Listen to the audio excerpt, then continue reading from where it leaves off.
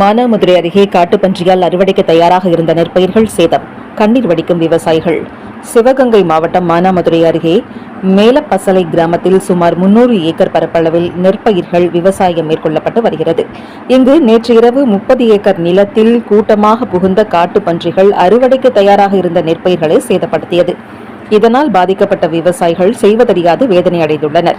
ஏற்கனவே சிவகங்கை மாவட்டம் இளையான்குடி, மானாமதுரை, திருபுவனம் பகுதிகளில் இரவு நேரங்களில் காட்டுப்பன்றிகள் கூட்டம் கூட்டமாக புகுந்து நெற்பயிர்கள் மற்றும் கரும்புகளை தொடர்ந்து சேதப்படுத்தி வருகிறது.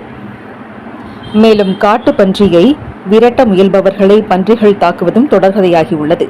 இந்நிலையில் கடந்த 2 தினங்களுக்கு முன்பு காட்டுப்பன்றி தாக்கியதில் தேனா, புதுக்கோட்டையைச் சேர்ந்த ஒருவர் உயிரிழந்தார். மேலும் இந்த காட்டுப்பன்றிகளை தடுக்காவிட்டால் இனிவரும் காலங்களில் அறுவடைக்கு தயாராக இருக்கும் நெற்பயிர்கள் முற்றிலும் அழியும் சூழல் ஏற்படும் என்று அச்சம் தெரிவித்துள்ளனர்.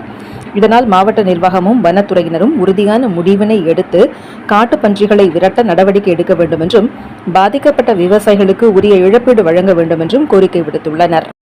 சிவகங்கை மாவட்டம் மானாமதுரை தாலுகா மேலப்பசலை கிராமத்தில் காட்டுப்பன்றிகளால் விவசாயிகள் கடும் நெருக்கடிக்கு உள்ளாகி இருக்கிறோம்.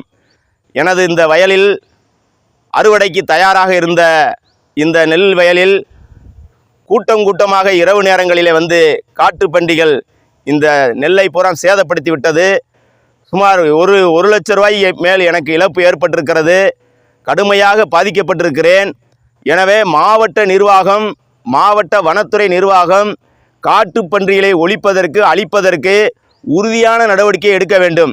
அதே போல பாதிக்கப்பட்டிருக்கிற எனக்கும் இந்த வயலிலே காட்டுப்பன்றிகளால் அறுவடைக்கு தயாராக இருந்த இந்த நெல் வயல் முழுவதும் பாதிக்கப்பட்டிருக்கிறது, அழிக்கப்பட்டிருக்கிறது. இதுக்கு உரிய நஷ்டஈடை வழங்க வேண்டும்.